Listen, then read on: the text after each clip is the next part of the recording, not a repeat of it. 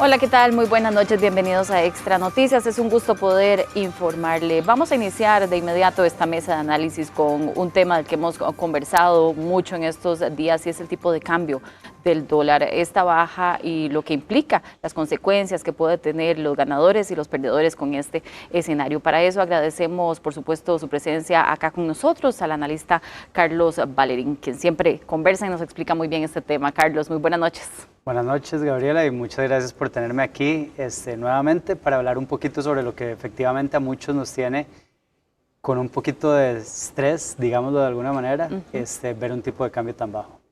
Eso justamente hemos venido viendo, hablábamos a inicios de año, qué podríamos esperar, pero bueno, ya estamos marzo y una tendencia a la baja es lo que ha dominado casi que desde finales del año pasado, podemos decirlo.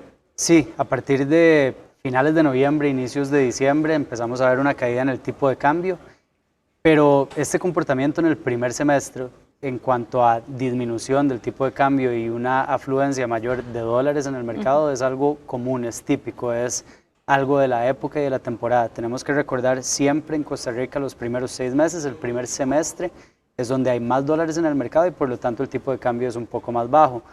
En este momento es doloroso porque ha caído muchísimo y entonces lo vemos más, pero realmente es una tendencia que se repite todos los años. Sin embargo, también, bueno, parte de lo que hemos conversado y hemos revisado es que baja, pero ya tenía, no sé si lo estoy diciendo correctamente, un piso bastante bajo, del que veníamos de una sequidilla ya de meses o años, podríamos mencionarlo. Sí, en la mente de la mayoría de las personas que han seguido el tipo de cambio, el piso era 500. Y siempre hemos hablado del tipo de cambio como 500, 500, etcétera. Y era porque en el pasado había un piso de 500. Literalmente el Banco Central no podía permitir que el tipo de cambio bajara de 500. Sin embargo, de hace unos años para acá, eso cambió y se implementó un sistema de flotación sucia. Eso quiere decir que no hay bandas, pero que sí el Banco Central tiene que mitigar la volatilidad en el mercado.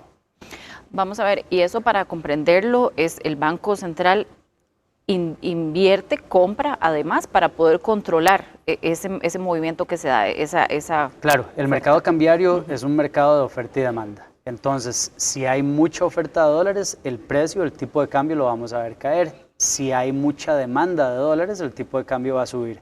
Es así de sencillo. El problema en el país es que tenemos un comprador por excelencia y ese comprador es el Banco Central. El resto de los bancos le compran al público en general, transnacionales, persona física, etcétera, y luego tienen que ir a Monex, que es el mercado de liquidez, el mercado profesional, a entregar esa posición, a vender esa posición por lineamientos que tiene que cumplir, que están bien establecidos.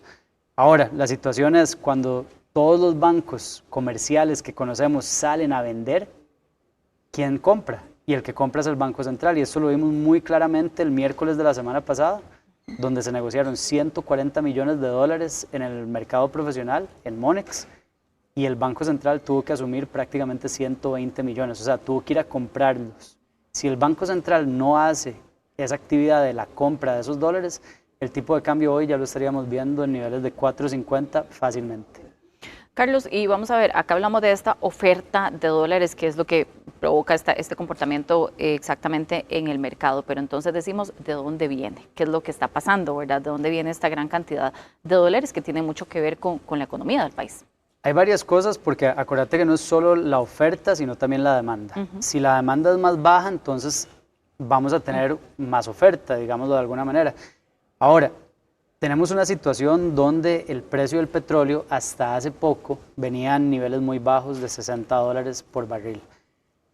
Y digo recientemente porque ahora que está estallando toda la situación entre Estados Unidos e Irán, el precio del petróleo ha aumentado. Eso pero es muy reciente. Es muy reciente, entonces todavía no estamos viendo los efectos en el mercado, a pesar de que hoy el colón devaluó o subió casi 4 colones. Sin embargo, el precio del petróleo por el último año y pico ha estado muy bajo.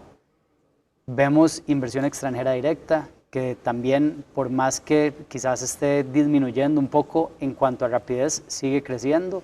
Estamos en una situación donde también grandes transnacionales han hecho despidos a nivel internacional, lo que quiere decir que en Costa Rica no nos podemos librar de esa situación, van a tener que pagar esas liquidaciones y eso se paga en colones, pero el dinero viene en dólares. Entonces, es un cúmulo de situaciones que nos va llevando a una afluencia mayor de dólares y a eso le sumamos una cosa más, que es que en Estados Unidos, la política monetaria de Estados Unidos ahorita se está enfocando en devaluar la moneda, en devaluar el dólar. Ahora, recordemos que cuando hablamos de tipo de cambio hablamos de un par de monedas, colones y dólares. Es el precio del colón en función del dólar. Si el dólar se está haciendo más barato en Estados Unidos, eso quiere decir que nuestro colón se tiene que hacer más caro. Lo que pasa es que cuando hablamos de un colón más caro es que el colón va bajando, o sea que vamos a 400, etcétera, y es lo que estamos viendo en este momento. No podemos pensar que somos ajenos a lo que está sucediendo en el mundo y por eso en los últimos 6 meses para acá vamos a ver que monedas como el peso mexicano, como el peso colombiano, como el real brasileño han tenido una apreciación incluso mayor que la del colón. Eso sí, no en el 2026. En el 2026 nosotros estamos ganando, entre comillas, la carrera. Entonces ahí podemos explicar o entender con eso que nos explicabas, que es una tendencia también que Latinoamérica, podríamos decir. Sí, es una tendencia más del dólar con respecto que afecta al resto de los países que operan versus el dólar. Y entonces en este caso, lógicamente nuestra economía es más pequeña y es más susceptible a estos cambios. Típicamente Costa Rica, cuando sucede algo internacionalmente, no nos afecta tan rápido. Nos tarda un tiempo en llegar y por eso hablábamos del petróleo, no es un efecto inmediato, pero efectivamente, si el precio del petróleo se mantiene 7, 8% arriba, como ha sucedido en estos últimos días, y se mantiene ahí o sube un poco más, definitivamente vamos a ver quizás un freno, porque hay muchas fuerzas que nos están llevando hacia abajo. Que me lleva a lo siguiente, estamos en marzo, es época de pago de impuestos. Y en pago de impuestos, marzo, lo vamos a ver, en el 2023 tuvimos una caída de más de 20 colones. En el 2024 y 2025 sostuvimos un poco menos esa caída, pero marzo es, junto con fines de noviembre, diciembre, los 2 meses donde vemos mayor afluencia de dólares y por lo tanto un precio más bajo del tipo de cambio. Porque las empresas, bueno, en su mayoría tienen que pagar este impuesto. Claro, todas aquellas empresas que tengan actividades en dólares, empecemos por algo pequeño, bufetes de abogados, dentistas, médicos, servicios, etcétera, servicios que cobren en dólares, adicional a grandes transnacionales que también cobran en dólares, que tienen que hacer el cambio a colones para pagar todos los impuestos, a eso se le va a sumar la quincena, que ya es un efecto que si me siguen en redes sociales ya lo saben que en las quincenas vamos a ver tipos de cambios muy bajos. Lo que quiere decir que hoy aumentamos casi 4 colones en el mercado profesional. No deberíamos confiarnos y creer que ahora todo va a ser para arriba porque todavía nos falta la quincena más fuerte, que es la de marzo, la primera de marzo, a donde sí deberíamos ver una caída sustancial en el mercado. Como les digo, el Banco Central trató de frenarlo de alguna manera con sus armas, no fue suficiente. Y eso lo que nos lleva es de vuelta al primer punto que siempre hablamos, que es la tasa de política monetaria, a donde ya no hay un premio por invertir en colones, pero sí creo que el Banco Central puede disminuir la tasa aún más, especialmente porque tenemos una inflación negativa de menos 2% interanual. Creo que se puede hacer más desde la tasa de política monetaria para mitigar la caída, que es muy importante. La mayoría de la gente cree que si el Banco Central baja la tasa de política monetaria es como un switch y el tipo de cambio se va a ir de vuelta a 550, 600. Eso no va a suceder. No necesariamente, inmediato. Carlos, bueno, y lo que siempre planteamos en estos escenarios es quienes ganan, quienes pierden. Por supuesto, las personas que ganan en dólares en este momento tienen también un escenario complicado. ¿Cómo afrontar, verdad? ¿Cómo se vive esta situación, sobre todo que ya es sostenida durante bastante tiempo?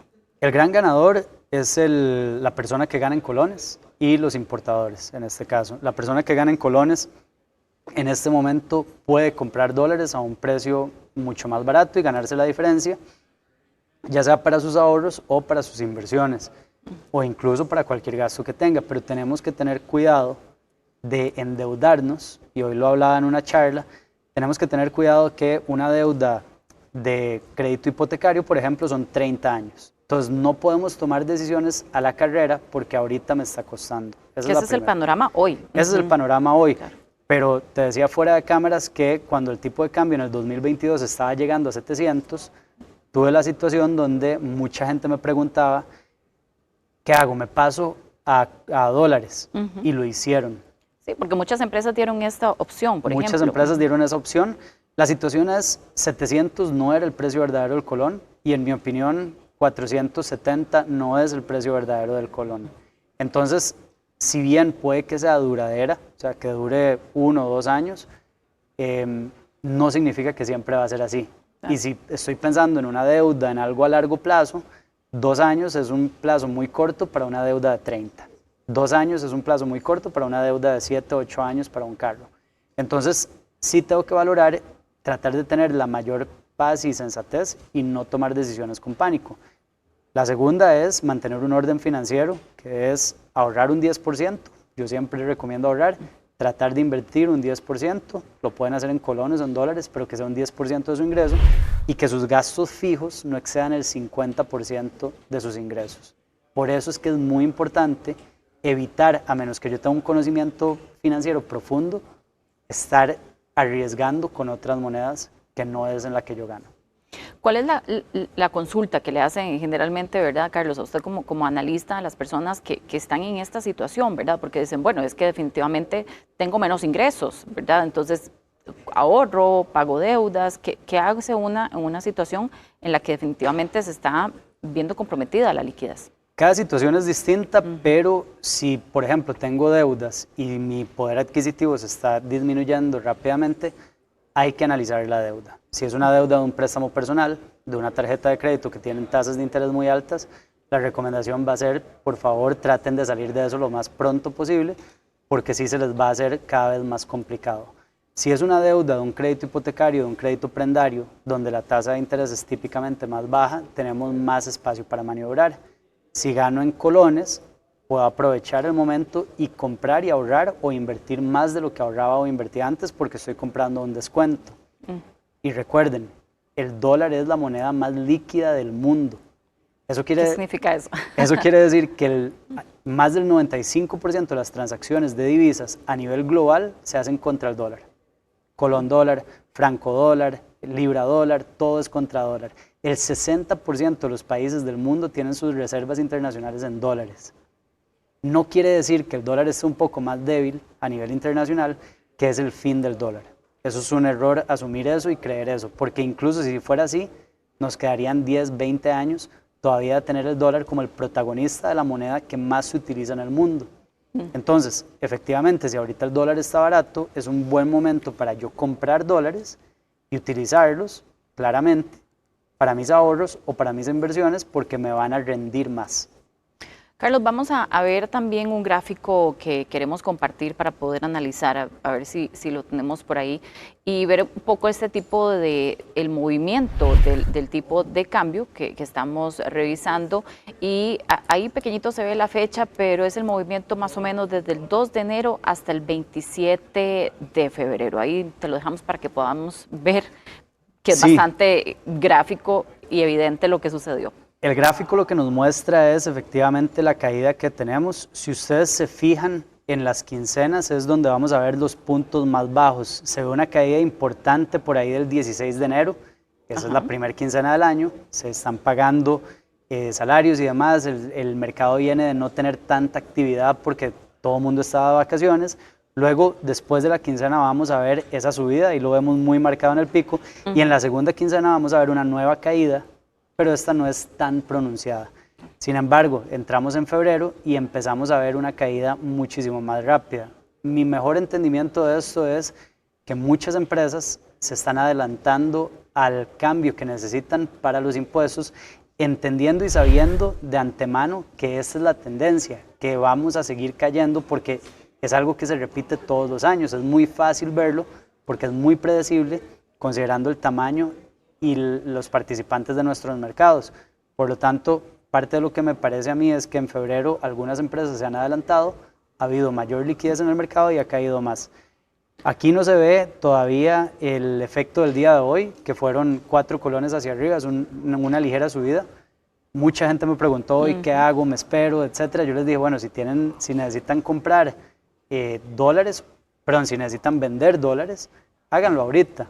Porque la realidad es que cuando venga la quincena, como se ve ahí en el gráfico, va a estar más bajo, a menos que pase algo totalmente distinto a lo que venimos viendo o que Banco Central de alguna manera logre frenarlo. Pero Banco Central ya tiene récord histórico en sus reservas internacionales.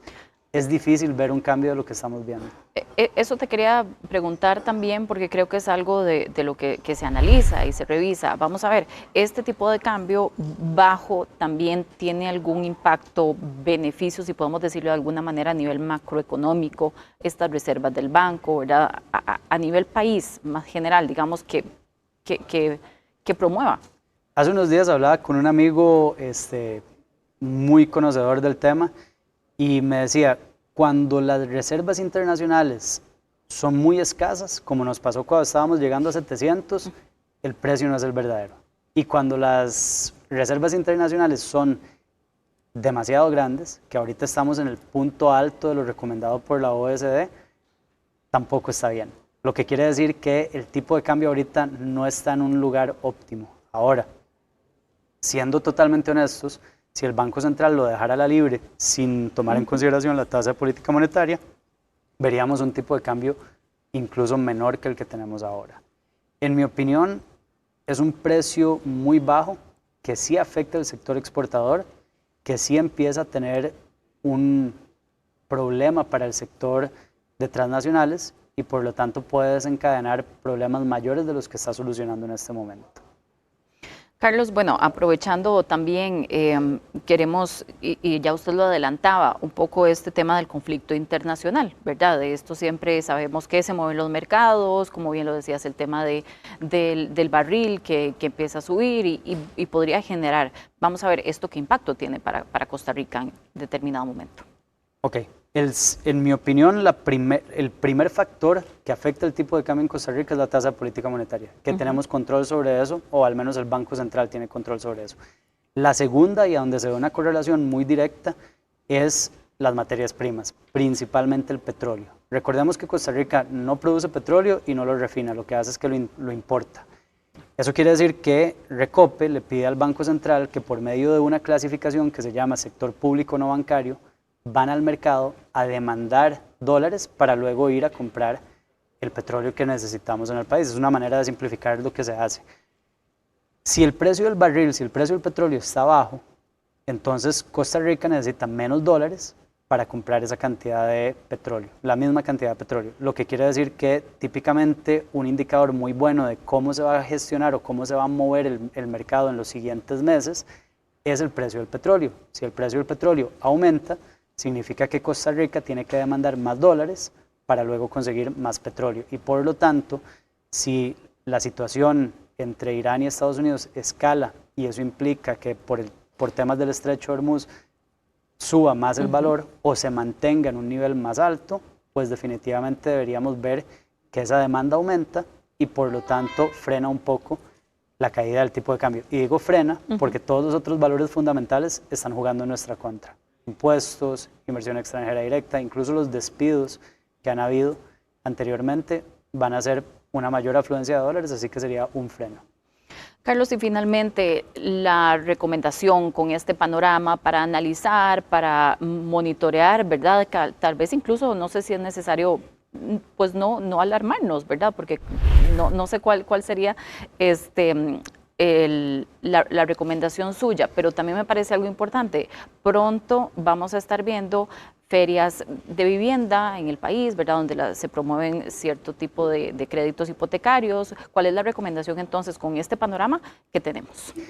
Si no tienen un asesor financiero de calidad, o sea, si no tienen una persona que los asesore, que los ayude, si ustedes no tienen el conocimiento, busquen a alguien que los pueda asesorar y que en esa asesoría les pueda hacer un análisis de estrés. ¿Qué quiere decir eso? Que si yo efectivamente gano en colones y me voy a endeudar en dólares, tengo que analizar hasta dónde, o sea, cuánto puedo estirar sosteniendo el tipo de cambio que suba, ¿verdad? Si yo me endeudo en colones, en dólares, es porque estoy buscando una tasa inferior y porque ahorita mismo el dólar está muy barato. Entonces tengo que hacer ese ejercicio para ver cuánto tiempo puedo aguantar eso. Si al contrario yo estoy ganando en dólares, endeúdense en dólares, no hay ningún problema, porque si me endeudo en dólares, de por sí la tasa es más baja y elimino la exposición cambiaria. Eso para temas de Expo Construcción y luego viene Expo Móvil poco tiempo después. Si necesitan ayuda, me pueden escribir a Carlos Valerín CR en Instagram. Pero aparte de eso, lo que les tengo que decir es, el colón es una moneda exótica. Y como moneda exótica, a largo plazo, debería depreciar. O sea, debería empezar a subir. Largo plazo no es 1 año, largo plazo no es 2 años, puede que sean ni siquiera 5, pero a largo plazo va a volver a subir, no sé a qué nivel, no creo que a 700 y no creo que sea muy rápido, pero tenemos que tener la calma.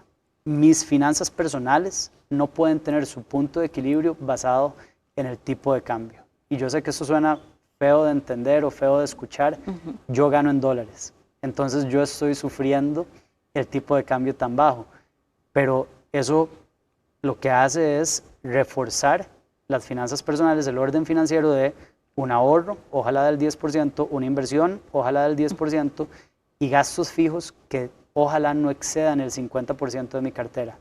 Ojo que importante, los gastos fijos son los grandes, mi casa, mi carro, etc. Y por lo general, en eso es en lo que la gente paga deudas. Si yo estoy pagando una deuda en carro y casa, yo gano en dólares y los tengo en dólares, no debería haber mayor problema. Lo entiendo, es doloroso porque sí, mi poder adquisitivo ha disminuido, pero al menos no entramos en pánico y no tomemos decisiones en pánico. Prepararnos además para todos esos escenarios que son factibles en cualquier momento. Totalmente, y como te decía, cuando el tipo de cambio estaba en 700, hubo gente que me pedía consejo y me decían, Carlos, es que me voy a pasar ahora a ganar en dólares porque está buenísimo, el tipo de cambio se vino para abajo. No quisiera que la gente hoy tome la mala decisión de, por este instante, por este momento, cambiar toda su estrategia y que luego el tipo de cambio nos rebote y levante. De nuevo, pueden suceder muchas cosas en el año, no tenemos una bolita de cristal, el tipo de cambio puede volver a subir porque aumenta el petróleo, porque la inversión extranjera directa disminuye, porque la tasa de política monetaria, si en algún momento se diera, lo veo poco probable por la línea que lleva el Banco Central, pero podría incluso ser hasta negativa en algún momento. No creo que lo vaya a hacer, pero si fuera, si todo se confabulara para eso, pues podríamos ver una devolución del tipo de cambio. Así que no tomamos decisiones basadas en pánico. Carlos, muchas gracias por habernos acompañado, por esta explicación y por supuesto vamos a estar muy pendientes de lo que pase. Además, el panorama internacional también nos obliga a estar muy atentos. Muchas gracias y ojalá esté de vuelta pronto. Lo esperamos. Hacemos una pausa. Cuando regresemos, hasta 53 horas semanales es lo que dedican muchas mujeres a labores de cuidado del hogar. Los detalles cuando regresemos. Entre 44 y 53 horas semanales es lo que dedican las mujeres a las labores de cuidado del hogar, un factor que incide en la inclusión de esta población en la fuerza laboral y la disponibilidad de tiempo para el empleo principalmente.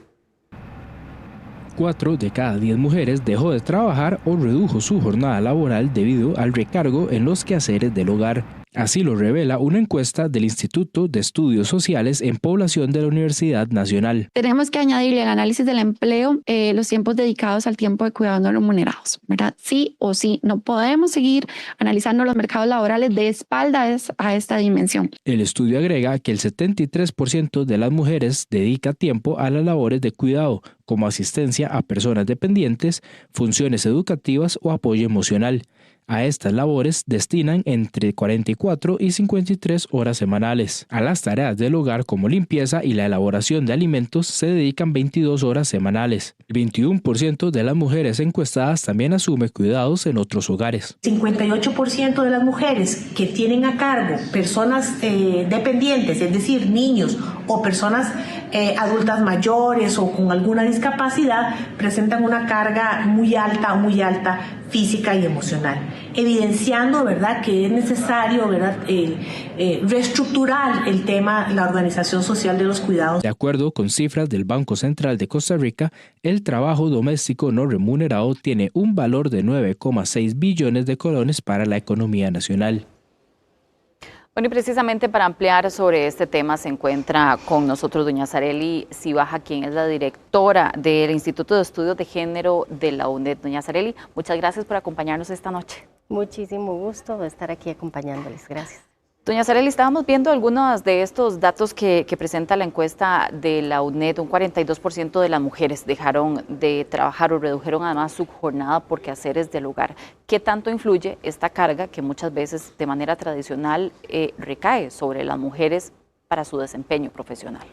Claro, bueno, esta encuesta fue hecha por la Nacional, pero en realidad se han hecho diferentes encuestas en distintos momentos. Por ejemplo, el INAMU hizo una en el 24, también hay de la CEPAL, los diferentes países, y en todo se coincide en que la carga ha aumentado, ¿verdad?, de trabajo en el hogar.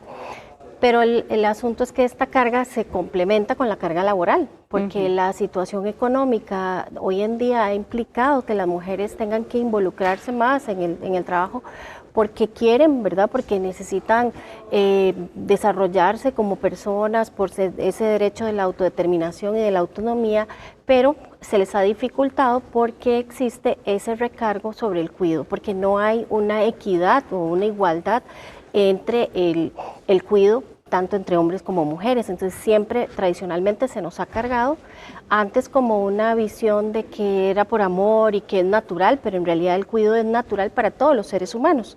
Desde las cavernas, ¿verdad?, nos hemos cuidado y hay reconocimiento de que incluso se curaron fracturas y cosas de ese tipo, pero no hay nada que diga que es algo específico de las mujeres. Pero por cultura, por una cuestión de social, capital, es que se ha reforzado que somos las mujeres las que debemos de asumir ese trabajo. Y entonces, por supuesto, esa carga genera que muchas veces tengan que salir del espacio laboral. Doña Sarely, incluso este término de trabajo no remunerado, ¿verdad?, es algo que no se manejaba hace mucho tiempo. ¿Cuándo es que se empieza a evidenciar, ¿verdad?, que este tipo de actividades y qué se considera? Porque aquí hablamos no solamente de cuidado de niños, sino también de cuidado de adultos mayores y otras actividades también. Claro, porque se veía como algo que era de caridad, de voluntad, como se lo decía, de amor, ¿verdad?, por supuesto. Y se entonces, asumía, ¿verdad? Exacto.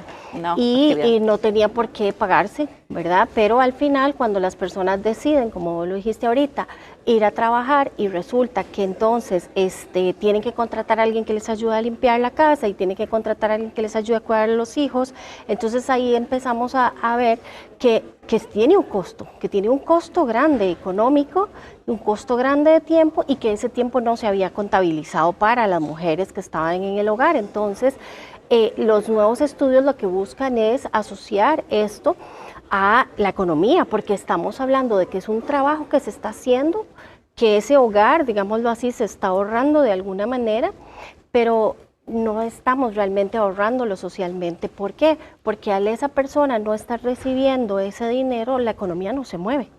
Esa persona entonces no tiene cómo invertir, no hay generación de ingresos al país por impuestos, ¿verdad? Entonces las personas no tienen capacidad de salir y recrearse, entonces en realidad no se mueve la economía y por eso es que es importante poder empezar a reconocer que esos dineros, o sea, ese tiempo tiene un costo. Incluso hay estudios que dicen que, bueno, el INAMU hizo un estudio donde se hace un cálculo, ¿verdad?, de cuánto estaría ganando una mujer por ese trabajo y al final es más o menos 2.9 millones, ¿verdad?, por año, que debería estar mínimo recibiendo una persona para compensar ese trabajo que está haciendo y no lo está recibiendo. Y es que, vamos a ver, según esta encuesta, habla de entre 44 y 53 horas semanales, es casi una jornada laboral. Claro, por supuesto, y eso está bajito, digamos, eso es lo que las personas perciben, porque posiblemente no están contando muchas de las cosas, y si tienen, por ejemplo, que hacer algún traslado, de ir a hacer las compras, entonces están tal vez globalizándolo, pero es mucho mayor, porque esto se recarga principalmente en los hogares donde hay niños pequeños que necesitan que se les enseñe a vestirse, hay que bañarlos, que hay que apoyarles en el estudio, sacar el rato, ¿verdad?, para hacer tareas, para organizar los útiles, para que empiecen a desarrollar rutinas. Ya cuando los niños crecen, pues hay otro tipo también de atenciones y todavía este aumenta cuando, por ejemplo, en nuestro país también las personas no solo cuidan a su propia familia, sino que cuidan a un vecino, cuidan a la suegra, cuidan al suegro, entonces todavía eso genera más. Y si aún así la persona tiene dependientes, personas en situación de discapacidad o adultos mayores, eso todavía implica mayor tiempo de atención. Vamos a ver, esto me lleva también a otra consulta que veíamos por ahí. Se habla también de incluso de una carga mental, que está muy relacionado con esto que usted dice, ¿verdad? Adicional a las horas de este trabajo físico, hay una carga mental que se genera sobre estas mujeres. Sí, bueno, incluso también el apoyo que las mujeres tenemos que dar en el hogar, tiene que ser también emocional, cuando los hijos están tristes, cuando rompieron con la novia o con el novio, ¿verdad? Y hay que darles ese acompañamiento y tal vez uno está emocionalmente bajo, ¿verdad? Y entonces uno dice, ¿cómo doy ese acompañamiento, ¿verdad? Pero sí implica esa carga mental de que puedes estar haciendo un trabajo, pero a la misma vez estás pensando en que se acabó el arroz, que quiera comprar el arroz, porque son cosas pequeñas, pero al final todas esas cosas van sumando tiempos que la persona tiene que ocupar. Y entonces igual que la comida del perrito, que hay muchísimas cosas, entonces no puedes estar concentrado en una sola cosa, estás constantemente pasando de un lado al otro, y a veces las personas dicen como algo muy bueno que somos multitareas, ¿verdad? Que las mujeres somos multitask, y eso para el cerebro no está bien. O sea, el cerebro empieza a perder capacidades cuando tiene que estar pasando de una cosa a otra. Y eso altera toda la parte emocional y también es parte de que hoy en día estemos teniendo muchísimos más problemas de salud mental, tanto hombres como mujeres, pero se da más en mujeres que tienen este tipo de sobrecargas. Otra de los puntos que mencionaban en este estudio y esta encuesta que realizaron de la Universidad Nacional es el impacto que tiene esto sobre el empleo en la mujer, ¿verdad? Y el desempleo, ¿verdad? Porque salen de la fuerza laboral.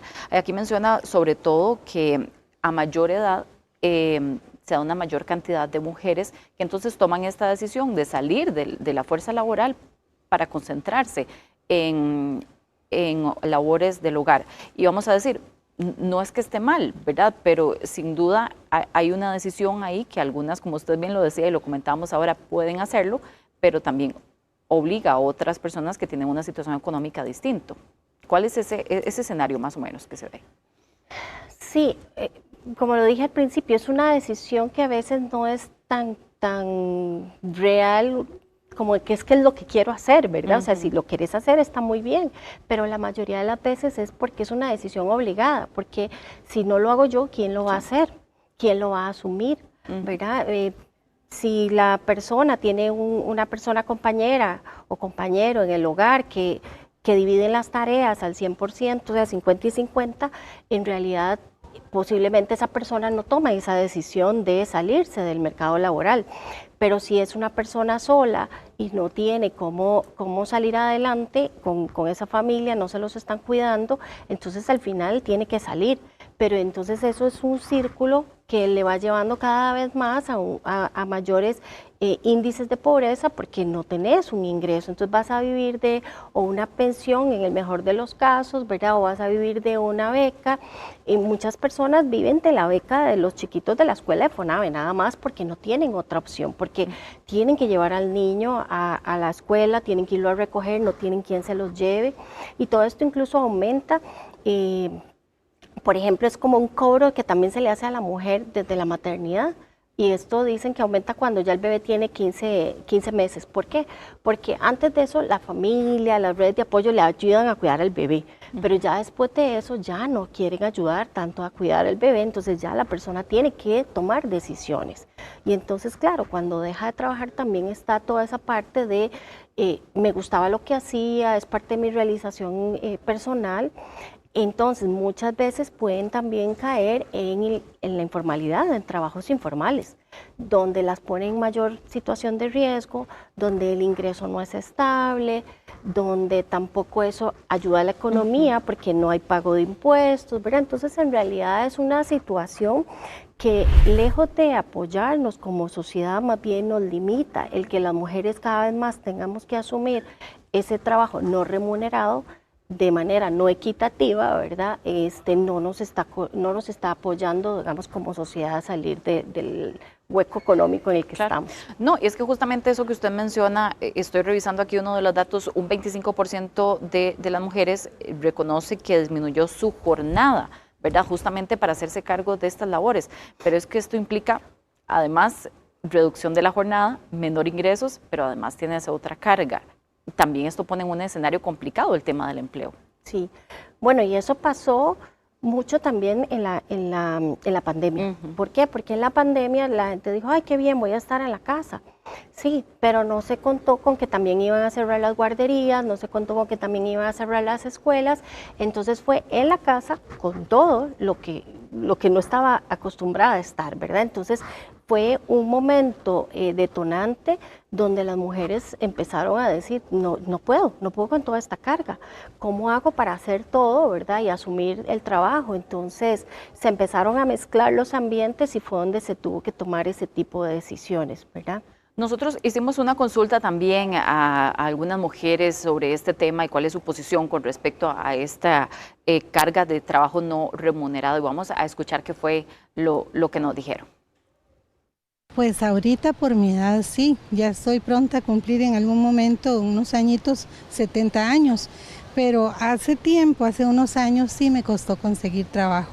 ¿Y usted en algún momento tuvo que dejar su trabajo para cuidar a sus nietos, a sus sobrinos, a sus hijos? Hija, al principio, sí.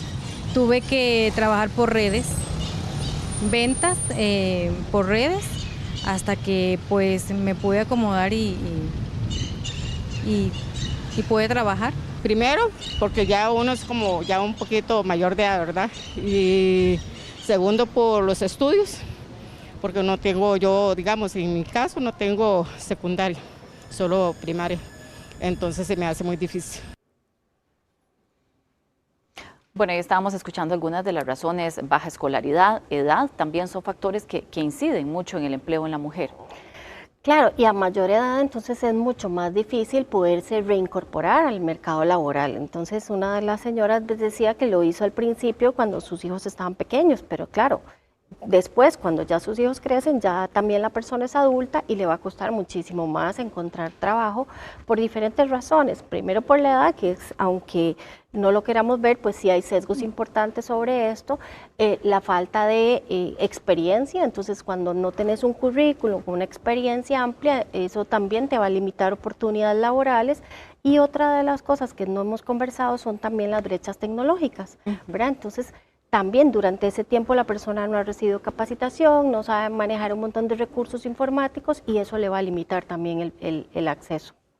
¿Cuáles son algunas de las recomendaciones, tomando en cuenta este escenario, verdad, y que a nivel de políticas públicas, incluso de sector privado, se pueden implementar para mejorar este escenario específicamente para las mujeres? Bueno, creo que lo primero que tenemos que dejar de pensar es que es como una queja social, o sea, no es que las mujeres estamos haciendo un berrinche, no es que las mujeres estamos diciendo que es que ya no queremos asumir, no, o sea, estamos hablando de que tiene que haber igualdad, de que tanto el hombre como la mujer tiene que tener la misma oportunidad de poder desarrollarse, de poder trabajar y también de poder ver crecer a los hijos, de también poder asumir el hogar y que entonces esa carga pueda ser compartida. A través de este tipo de estudios es que podemos ir haciendo conciencia de cuál es la gravedad de la situación y a partir de ahí, entonces, bueno, ¿qué decisiones vamos a tomar? Vos ahorita lo dijiste, ¿cuáles son las políticas públicas que nos van a permitir ir rompiendo esas brechas y lograr que podamos alcanzar esa igualdad? Ahí, por ejemplo, empiezan lo que son las licencias, por ejemplo, para cuando tienen un bebé. Es muy diferente entonces el tiempo que las mujeres tenemos de licencia con el que tienen los hombres, ¿verdad? Y si es todavía en el sector privado, todavía más difícil. Entonces, todavía eso afecta porque entonces dicen, bueno, prefiero contratar a un hombre que no a una mujer. Pero si nosotros lográramos una política pública donde los tiempos sean bastante equiparables, ya no habría esa posibilidad de limitar a la mujer por esa situación, porque entonces tanto hombre como mujer podrían estar alternando el cuidado, ¿verdad? la carga sería equilibrada y a las empresas, a los trabajadores no se les estaría afectando, ¿verdad?, de una forma específica y logramos realmente una sociedad más igualataria. Entonces, sí se deben de trabajar diferentes escenarios, incluso ha habido proyecciones donde puede irse aumentando el Producto Interno Bruto de cada país para lograr estadios que logremos alcanzar esa estabilidad. Parte de las políticas públicas tendría que ver con crear espacios de cuidado, de redes comunitarias, ¿verdad? Porque no es una cuestión que depende solo de la familia, es que es una cuestión de triángulo o de 4 actores, que son la familia, la comunidad, el Estado y el mercado laboral. Si todos ponemos un poquito de cada cosa, podríamos lograr una sociedad más equitativa, ¿verdad? Y podríamos tener mayores oportunidades de crecimiento y desarrollo para todas nuestras residentes. Doña Sarely Cibaja, directora del Instituto de Estudios de Género de la UNED, muchas gracias por habernos acompañado, por hacer esta reflexión y por supuesto es importante tomarla en cuenta ya con estos datos que además estamos revisando. Un gusto, buenas noches. Muchas gracias. Hacemos una pausa y cuando regresemos se confirmó la sanción contra el alcalde Diego Miranda, que quedó en firme justamente esta noche. Todos los detalles al volver. El Consejo Municipal de San José dejó en firme esta noche la sanción contra el alcalde Diego Miranda sin goce de salario por un periodo de 15 días. Así lo establecieron los regidores luego de una tercera votación que tuvo resultado final de 8 votos a favor y 3 en contra. El caso se remonta al 2024, cuando el exalcalde Johnny Araya realizó una compra de 16 vehículos eléctricos, los cuales no recibieron presupuesto por parte de la nueva administración. Según los regidores, el actual jerarca de San José no realizó el debido procedimiento para anular la compra, lo que habría provocado la sanción. Para mí es un acuerdo espurio, es un acuerdo que viola la ley, que viola además varios principios que establece la ley y sobre todo están tomando un acuerdo muy delicado, sentando un precedente. Me parece una irresponsabilidad muy grande el hecho que diga el señor alcalde el martes pasado de que eran unos abogaduchos. Ellos son preparados y ellos nos van a dar el criterio jurídico correcto para poder nosotros generar esta sanción. Y la Asociación Nacional de Alcaldías e Intendencias, ANAI, rechazó de forma categórica que los consejos municipales tengan potestad para abrir procedimientos administrativos sancionatorios contra alcaldes o intendentes por presuntas faltas al deber de probidad. La organización sostiene que no existe norma constitucional ni legal que faculte expresamente a los consejos para asumir ese rol y recalca que entre la alcaldía y el consejo no hay relación de subordinación jerárquica. En esa línea argumentan que al no ser el consejo el superior jerárquico de la alcaldía, carece de competencia para ordenar la apertura de procesos sancionatorios o imponer sanciones administrativas, civiles o penales. Desde ANAI estaremos planteando en los próximos días una acción de inconstitucionalidad y se redactará un proyecto de ley para dilucidar este tema, brindando seguridad jurídica y buscando eliminar las ambigüedades que existen en esta materia.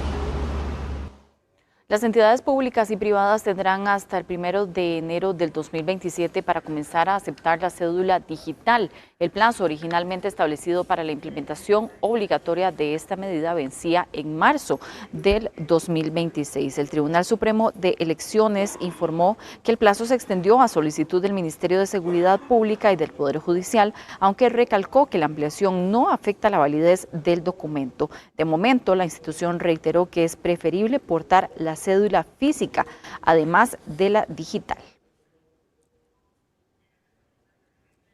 Y en Costa Rica, la mayoría de los pacientes diagnosticados con cáncer deben viajar cientos de kilómetros para recibir quimioterapia en un hospital público. Se le suma la limitación de recibir un tratamiento oportuno. Más de 12.000 costarricenses reciben al año un diagnóstico de cáncer, enfermedad que a pesar de los avanzados tratamientos sigue siendo un reto para el sistema de salud público. La mayoría de los procedimientos que se dan para tratar la enfermedad se ofrecen dentro de la gran área metropolitana, por lo que los pacientes deben atravesar el país en busca de quimio o radioterapia. Porque hay que entender una cosa, el país con sus recursos económicos y recurso humano no puede, por más que quiera, atender toda la problemática y toda la especialización que se requiere en el abordaje del tratamiento del cáncer a nivel regional. Hay procedimientos que tienen que ser a nivel central, pero la idea es minimizar eso. En el país solamente 2 centros de salud públicos ofrecen radioterapia, el Centro Conjunto ubicado en San Juan de Dios y el Hospital México. Con respecto a la quimioterapia, afuera del Valle Central, solo San Carlos, Liberia y Limón ofrecen este servicio, por lo que los pacientes de la zona sur o la península de Nicoya tienen que desplazarse largas distancias para ser tratados. Bueno, el tema del cáncer y de la atención del cáncer es un tema muy complejo y que tiene que ser abordado desde múltiples aristas. Una persona que está en Guanacaste, por ejemplo, que recibe un diagnóstico de cáncer, enfrenta una situación que es muy abrumadora. Entre 2016 y 2021, las estadísticas reportan que más de 31.400 ticos perdieron la batalla contra el cáncer. Y el nuevo reglamento de evaluación marca el fin del arrastre de materias en secundaria. Aunque la medida ya rige este curso electivo, habrá un periodo transitorio para quienes venían adelantando asignaturas bajo la normativa anterior. Con el nuevo reglamento de evaluación que entra a regir este curso lectivo hay un cambio clave, y es que los estudiantes ya no podrán arrastrar materias. Sin embargo, surge la duda sobre qué ocurre con quienes ya venían arrastrando asignaturas de años anteriores, pues la nueva normativa incluye un transitorio para el estudiantado de secundaria que adelantaba materias al cierre del curso lectivo 2025. Todo estudiante que estaba bajo el sistema de arrastre lo va a continuar haciendo hasta que salga del sistema educativo. No les puedo restar esa posibilidad. Es decir, el reglamento no tiene efectos retroactivos para cuando una persona tiene un derecho adquirido, pero sí para todo aquel estudiante que pensaban hacer arrastre ya no lo van a poder hacer. Estos estudiantes podrán concluir este proceso durante 2026 y 2027 bajo condiciones específicas. Si en 2025 reprobaron una asignatura tras agotar la recuperación, las pruebas de ampliación y la estrategia de promoción, en 2026 solo podrán matricular aquellas materias pendientes que sean indispensables para aprobar el nivel. En realidad generaba mucho conflicto en el aula porque convivían estudiantes de diferentes edades. Y entonces el docente le costaba dar lecciones porque tenía estudiantes que estaban en cuarto, pero estaban en tercero, pero también arrastraban de segundo año. Y esto en realidad viene a ordenar. Datos del Ministerio de Educación Pública evidencian una fuerte caída en la participación de esta modalidad. En 2016 se registraron 12.359 estudiantes. En 2017 la cifra bajó a 11.796 y un año después cayó a 7.030. Para 2019 apenas superaba los 1.700, en 2020 hubo un repunte a 4.485, pero en 2021 no llegaron ni a 1.000. En 5 años la reducción acumulada fue del 92%. Y el Tecnológico de Costa Rica lanzó 2 libros interactivos para reforzar las matemáticas en 6º grado. La iniciativa busca que niños y niñas aprendan medidas y probabilidades de forma dinámica, gratuita y adaptada al contexto costarricense. Los materiales fueron desarrollados por la Escuela de Matemática como parte del proyecto de educación virtual para estudiantes de primaria. Incluyen teoría clara, ejemplos, ejercicios resueltos paso a paso, videos explicativos y actividades interactivas en línea. Los contenidos responden a los programas del Ministerio de Educación Pública. Se pueden descargar en formato PDF y utilizar desde computadora o celular. El material se puede encontrar en la página web del TEC. Bueno, tenemos 2 nuevos libros disponibles en esta nueva edición, que serían Probabilidad y Medidas para 6º año de primaria. Entonces incluimos dentro de estos libros, de estos materiales, recursos interactivos, son libros en PDF que incluyen ejemplos contextualizados, problemas de la vida cotidiana, datos históricos, curiosidades de las matemáticas, videos y aplicaciones interactivas de la web. Los diputados llamaron a comparecer al ministro Jorge Rodríguez por presuntos daños irreparables en el Teatro Nacional. Por condiciones como estas, fue llamado a comparecer el exdirector del Centro de Patrimonio y Ministerio de Cultura y Juventud, Diego Meléndez. El ex jerarca habló ante los legisladores que integran la Comisión de Ingreso y Gasto Público del Congreso. Algo muy alarmante que ha ocurrido a partir de 2022 en lo que era el Centro de Investigación y Conservación del Patrimonio Cultural del Ministerio de Cultura y Juventud, que fue que fue creado por una ley y que durante esta administración fue degradado y ahora se llama Dirección de Patrimonio. Los legisladores pidieron incluso que los responsables de estos daños queden inhabilitados de ocupar cargos públicos. Además, los congresistas lamentaron las acciones tomadas en esta infraestructura histórica. Porque estamos hablando de un patrimonio histórico de muchísimos años, de lo que representa hacia finales del siglo XIX el tema del Teatro Nacional, lo que representa cada cosa interna y esto tiene un gran valor de orden que no, vamos a ver, que no pudiéramos ni siquiera cuantificarlo económicamente. Pese a esta solicitud de los legisladores, aún no existe un fundamento que respalde la inhabilitación de las personas vinculadas a este caso. Consultado por Grupo Extra, el ministro de Cultura, Jorge Rodríguez, confirmó su presencia en la comisión para brindar las explicaciones requeridas. Pérez Celedón, Limón y Guatuso tendrán nuevas estructuras viales en las próximas semanas. Ante estos cambios, el Ministerio de Obras Públicas y Transportes tendrá que realizar ajustes importantes en carreteras. El primero de ellos se dará en la ruta 243 que une San Isidro del General con Dominical en el sur del país. Será a partir del 11 de marzo cuando se aplique este cierre con el objetivo de desarmar el puente modular y habilitar el nuevo. Por otro lado, las autoridades iniciaron esta semana las labores en la Ruta 36 que comunica Limón con el Valle La Estrella para trabajar en un nuevo puente sobre el río La Estrella. Y aquí estaremos en la construcción de un puente de casi 180 metros de longitud. Es una cercha que ya fue importada al país, ya se encuentra en el país y esa es una solución definitiva, un puente de 2 carriles para todos los que circulan diariamente por acá. Era una obra sumamente necesaria. Cabe destacar que en este sitio las obras serán de manera paralela, por lo que no habrá cierres viales en el sitio, solamente pasos regulados. En una obra que tiene una inversión de más de 8.000 millones de colones. Imagínense el beneficio que va a traer una ruta internacional por tantos años descuidada y abandonada. Vamos a hacer un puente completamente nuevo. No estamos reparando, estamos sustituyendo. Es una obra completamente nueva. Finalmente, el nuevo puente modular sobre el río La Plata en Catira de Guatuso quedó habilitado esta semana. El objetivo de esta obra es habilitar el espacio para la construcción del nuevo puente en el sitio. Y cada vez son más frecuentes los postes que terminan en el suelo y dejan comunidades enteras sin electricidad.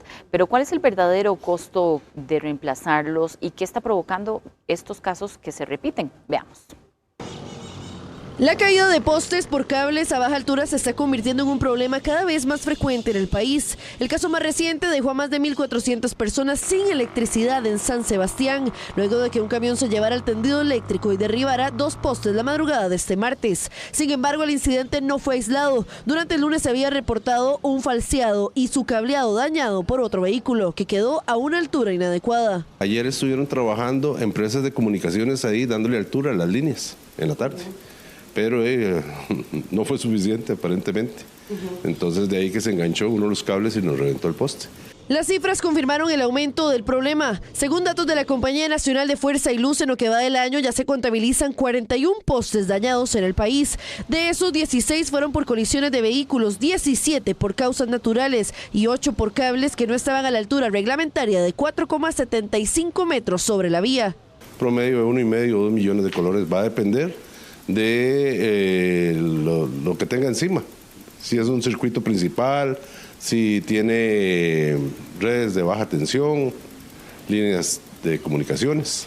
Además, la Compañía Nacional de Fuerza y Luz aclaró que la mayoría del cableado que se desprendió en el suceso en San Sebastián corresponde a cables de telecomunicaciones y no el tendido eléctrico principal. Bueno, y así llegamos al final de esta edición. Muchas gracias por habernos acompañado. Que tengan muy buenas noches.